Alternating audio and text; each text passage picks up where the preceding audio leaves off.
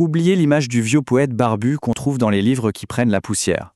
Là, on va parler d'un adolescent, un ado de 16 ans, un vrai rebelle, qui en l'espace de quelques mois à peine a littéralement mis le feu à toute la poésie française. Son nom, c'est Arthur Rimbaud. Cette simple phrase, en fait, elle dit tout de Rimbaud. L'envie de partir, la rage au ventre, et puis la liberté comme seul et unique horizon. C'est vraiment l'esprit d'un fugueur, d'un vagabond magnifique, qui va transformer sa marche en pure poésie. C'est la question qui fascine tout le monde depuis plus de 150 ans. Parce que Rimbaud, il n'a pas juste écrit de jolis vers, non, il a fait exploser toutes les règles. Alors, comment il a fait? C'est justement ce qu'on va décoder ensemble.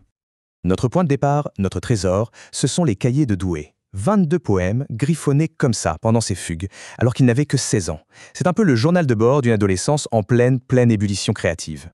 Alors, pour décrypter l'univers de Rimbaud et s'y retrouver, on va suivre un fil conducteur très simple. 3 clés de lecture. Pensez-y comme 3 portes d'entrée qui vont nous permettre de comprendre son génie et, bien sûr, de construire une analyse solide pour le bac. Allez, c'est parti. La première clé, c'est la plus évidente, la plus visible, la révolte. Rimbaud, c'est un adolescent en colère et il a des comptes à régler avec la société de son temps. On peut dire qu'il a 3 cibles principales. Il faut se remettre dans le contexte. On est en 1870, en pleine guerre franco-prussienne, Rimbaud voit les horreurs du conflit de très près. Et pour lui, la guerre, ça n'a rien d'héroïque. C'est une boucherie absurde, orchestrée par des puissants qui se fichent complètement de la vie des soldats. Voilà ce qu'il balance dans le mal. L'image est brutale, elle est cash, sans aucun filtre. Il n'y a aucune glorification, juste la réalité crue d'un massacre. Il transforme le champ de bataille en un simple tas fumant, réduisant l'humanité à néant avec une puissance d'évocation juste incroyable. Sa deuxième cible, c'est l'Église. Il y voit une institution totalement hypocrite, complètement indifférente à la souffrance des hommes, et en fait bien plus intéressée par sa propre richesse et son petit confort. Dans le même poème, il décrit ce Dieu qui rit et qui s'endort tranquillement au son des prières, pendant que les hommes sont en train de s'entretuer. C'est un Dieu avide qui, selon lui, ne se réveille que pour récolter l'argent des pauvres. Pour l'époque, c'est une provocation absolue. Et enfin, sa troisième cible, c'est celle qu'il côtoie tous les jours, la bourgeoisie de province. Il méprise leur conformisme, leur matérialisme, tout ce monde étriqué de sa ville, Charleville, qu'il fuit à toutes jambes dès qu'il le peut. Dans le poème À la musique, il les observe avec un regard à la fois satirique et cruel. Chaque mot est choisi pour les ridiculiser. Mesquines, poussifs, il se moque de leur sérieux, de leur conversation vide, de leur façon de se donner en spectacle. D'accord, donc on a compris. Rimbaud est un révolté. Mais il court pour fuir quoi exactement? Et surtout, il court vers quoi? C'est notre deuxième clé, la fugue, l'évasion, cette quête d'une liberté absolue. Le mot fugue est vraiment central chez lui. Rimbaud ne fait pas que s'échapper physiquement de sa mère autoritaire ou de sa ville ennuyeuse. Non, il cherche à s'évader de toutes les règles, de toutes les limites, pour atteindre un état de liberté totale. Et le but de cette fugue, c'est d'atteindre ce qu'il appelle la sensation. C'est un concept vraiment clé. Il faut oublier la simple contemplation d'un joli paysage. Ici, il s'agit de fusionner avec la nature, de sentir le vent, l'herbe, avec une telle intensité qu'on devient une partie du monde. Ce vers du poème Sensation dit absolument tout. La nature n'est pas un simple décor, c'est une amante, une partenaire.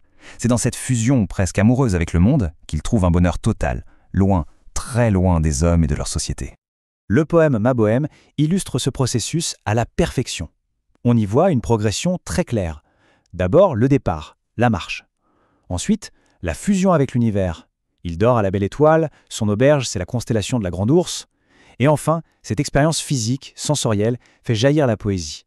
Pour lui, marcher, c'est créer. On a vu le rebelle, on a vu le voyageur. Mais pour vraiment comprendre sa révolution, il faut s'attaquer à la forme elle-même. Et c'est notre troisième clé. Rimbaud, c'est l'innovateur qui a fait exploser tous les codes de la poésie. Prenons l'exemple du sonnet. Avant Rimbaud, c'était une forme très stricte, très noble, réservée à des sujets comme l'amour, la mort. Rimbaud, lui, il garde la structure de 14 vers, mais il la fait voler en éclats de l'intérieur. Il mélange les niveaux de langue, il utilise des images crues, et surtout il crée un effet de surprise finale, ce qu'on appelle une chute. L'exemple le plus célèbre, c'est bien sûr la fin du Dormeur du Val.